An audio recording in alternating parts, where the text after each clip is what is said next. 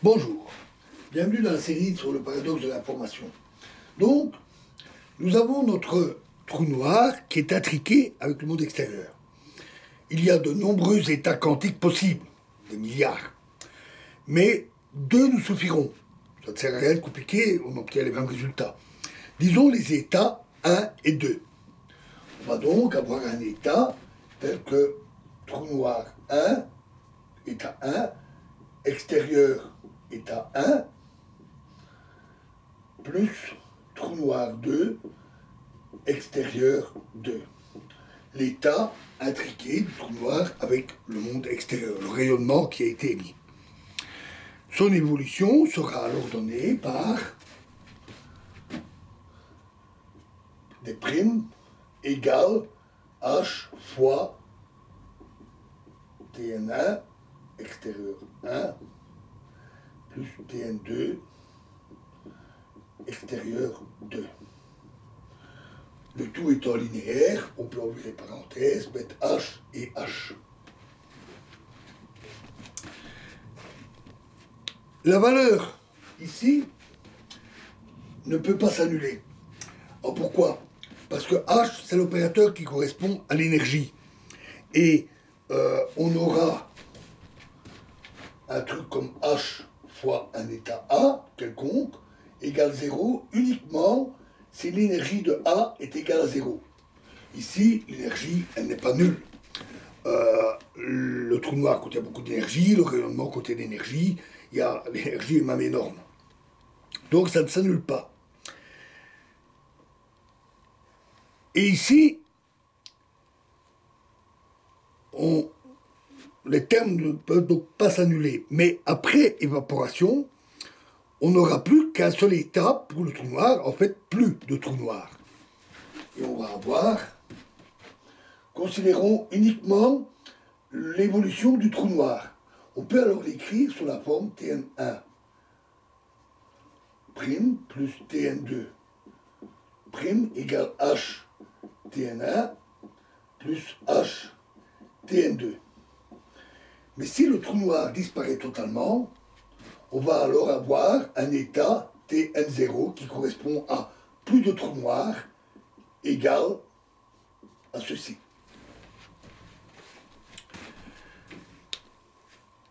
Et donc,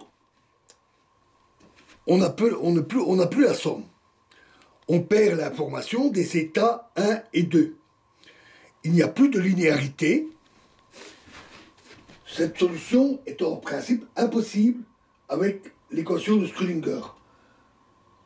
Ce terme-là ne peut donner que l'évolution de l'état 1 et celui-là que l'évolution de l'état 2. Et on perd cette information. Cette solution est impossible en mécanique quantique. Et donc on a un paradoxe. On parle aussi de perte de cohérence quantique. Alors pourquoi l'appelle-t-on comme ça? Un état intriqué, qui est appelé état cohérent, en mécanique quantique, le reste indéfiniment. C'est dû à la linéarité. L'état est intriqué, et après coup, on a toujours un état intriqué. Les objets, les particules, les systèmes physiques peuvent interagir avec d'autres systèmes, avec d'autres particules, et l'intrication peut se diluer dans toutes sortes de systèmes, à travers toutes sortes de relations entre particules, entre systèmes. On parle alors de décohérence. L'intrication est totalement diluée dans tous ces systèmes qui sont liés plus ou moins fort les uns avec les autres.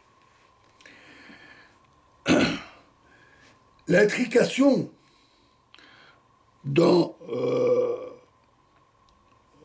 étant complètement éparpillée, il est impossible en pratique de retrouver cette intrication. On ne peut pas facilement avec des systèmes retrouver que les systèmes, les particules étaient intriquées.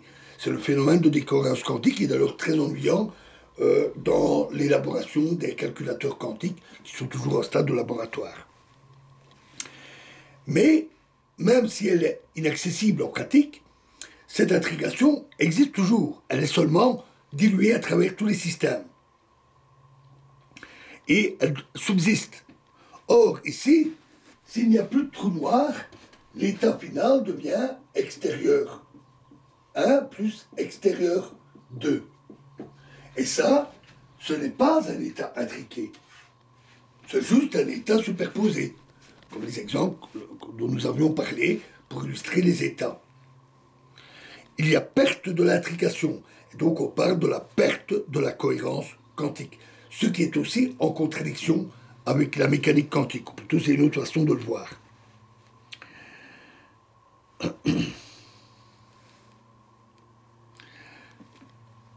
Un autre souci, semblable aussi d'ailleurs, existe. Il existe des lois de conservation très strictes en mécanique quantique. On sait que l'énergie peut être imprécise sur des courtes durées, nous en avons parlé, mais les objets quantiques ont d'autres propriétés qui peuvent être conservées et de manière stricte. Il y en a toute une série, citons-en deux.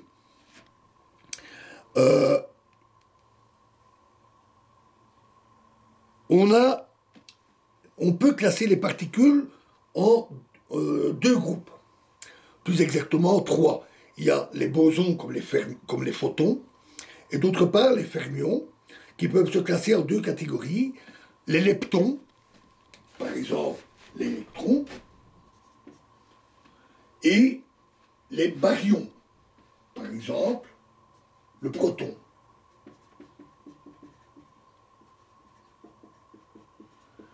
Le photon, lui, n'est ni l'un ni l'autre. Et ces particules sont donc affectées d'un nombre de particules. Un électron a un nombre qu'on va noter NE, le nombre leptonique égal à plus 1 pour un électron, et un nombre baryonique égal à plus 1 pour le proton. Pour le photon, ces nombres sont égaux à 0. Deux électrons, ça sera plus 2. Deux protons, ça sera plus 2. On peut même avoir des particules d'antimatière. Un anti-électron, qu'on appelle aussi positron, E+, a un nombre leptonique moins 1.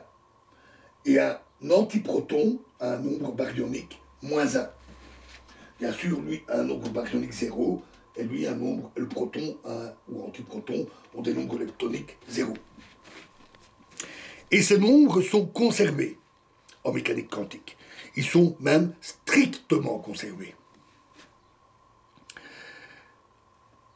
Mais n'importe quoi peut tomber dans le trou noir. Des électrons, des protons, des anti-électrons, toutes sortes de choses. Et donc, le nombre leptonique et baryonique du trou noir complet, ça peut être quelconque. Par contre, le rayonnement de Hawking est aléatoire. Les paires de particules sont quelconques et strictement aléatoires. On peut donc parfois avoir un électron, parfois un anti-électron. Le rayonnement de Hawking va consister en des photons de nombre 0, 0, des électrons 1, 0, des anti-électrons moins 1, 0, pour nombre électronique non baryonique, bien sûr, et des protons 0, 1 et des antiprotons 0, moins 1.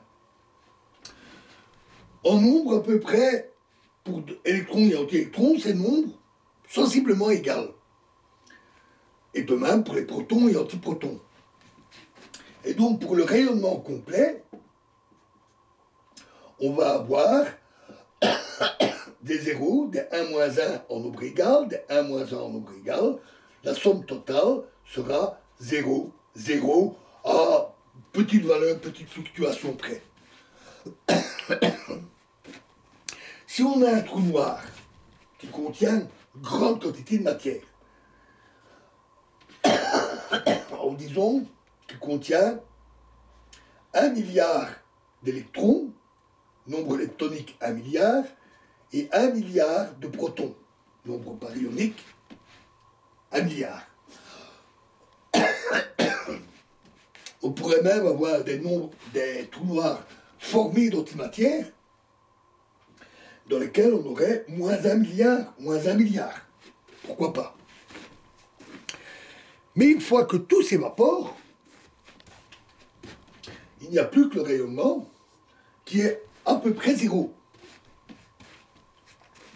Et donc, les nombres leptoniques et baryoniques ne sont pas conservés. Ce qui viole fortement ces lois de conservation. Notons que tout est lié. On parlait de la perte d'information. On a dans le trou noir des nombres leptoniques, baryoniques, on peut avoir un trou noir d'antimatière, mais cette information sur la nature de la matière qui est tombée dedans est perdue par l'évaporation. De même, c'est lié au résultat précédent. Les états 1 et 2 peuvent correspondre, par exemple, à des nombres leptoniques ou baryoniques différents. Et cette information est à nouveau perdue. On a la perte. On n'a plus qu'un trou noir vide, rien, à la fin, on a perdu cette information. On a perdu l'état exact. Dans tous les cas, on a une violation de la mécanique quantique. Et comme je l'ai dit, c'est très ennuyant, puisque on a obtenu le résultat, l'évaporation, grâce à la mécanique quantique. Et donc la mécanique quantique se viole elle-même. C'est une contradiction qui est très gênante. Alors, quelles solutions ont été trouvées? Comme j'ai dit, on a écrit des centaines d'articles sur le sujet, ça a été analysé, étudié, on a cherché toutes sortes de solutions. Alors, signalons d'abord que la théorie quantique des champs en espace-temps courbe, dont nous avons parlé, et donc le rayonnement de Hawking, c'est une théorie hybride. La relativité générale et le trou noir sont décrits de manière classique. La relativité générale est une théorie classique, versus ce n'est pas une théorie quantique.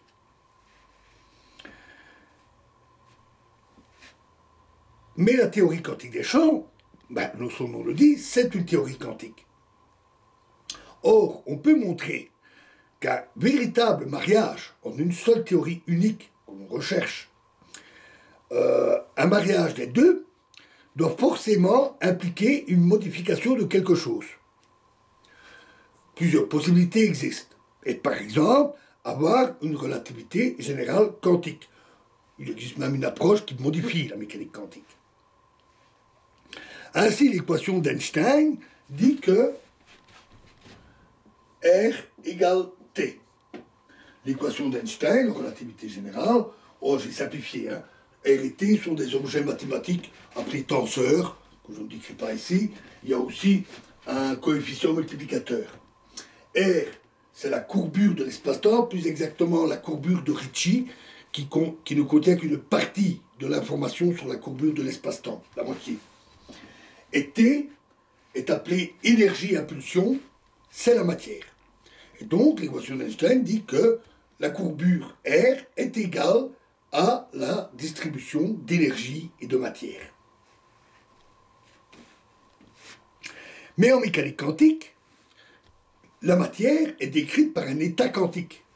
Et donc, en mécanique quantique, le T devient, par exemple, un état comme T1 plus T2.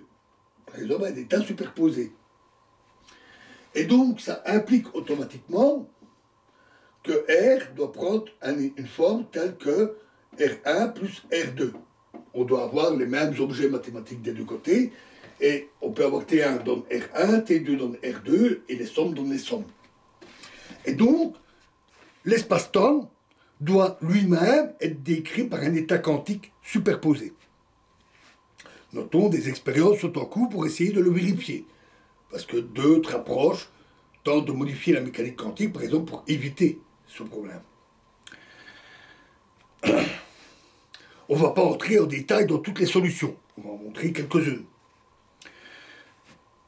Modifier la relativité générale pour qu'elle puisse s'accommoder de cette situation quantique, la relativité générale quantique, C'est une possibilité qui s'appelle la gravité quantique. Plusieurs théories candidates existent. Citons-en seulement deux. Il y en a beaucoup. Citons-en deux qui sont les plus élaborées. Il y a la gravité quantique à boucle et la théorie des cordes, dont vous avez certainement entendu parler. Peut-être la première, certainement la deuxième. Notons que ces théories, toutes les autres possibilités, ne sont pas du tout validées par l'expérience. Ça reste encore des travaux théoriques. La difficulté est autant technique que pratique. Elle est technique parce que ce sont des mathématiques souvent très pointues, très difficiles. Il est difficile d'élaborer ces théories et d'arriver à des résultats complets, fermes, etc. Mais elle est aussi pratique, parce que les prédictions qu'on peut déjà en tirer ne se produisent que dans des cas extrêmes, où on a à la fois une très forte gravité et de la mécanique quantique. C'est le genre d'état qu'on retrouve près de la singularité du trou noir. Difficile d'y accéder. En fait, on n'a déjà pas de trou noir en laboratoire. Tant mieux, ils sont dangereux. Le cas aussi au tout début de l'univers. Malheureusement, nous ne voyons pas le début de l'univers. L'univers est devenu opaque après environ 300 000 ans. Il était opaque, il est devenu transparent il y a environ 300 000 ans et a émis son rayonnement fossile. Et si on s'est bien décrit par la physique validée une bonne partie de cette histoire sombre, noire, inaccessible, le début nous est inaccessible, on ne peut pas le voir. Et les théories n'y sont plus validées, n'y sont plus valides à cette situation. Donc, ce sont des situations qui sont encore hors de notre portée. Mais la situation avance parce qu'on peut avoir des situations peut-être pas aussi extrêmes, des situations fortes, mais où les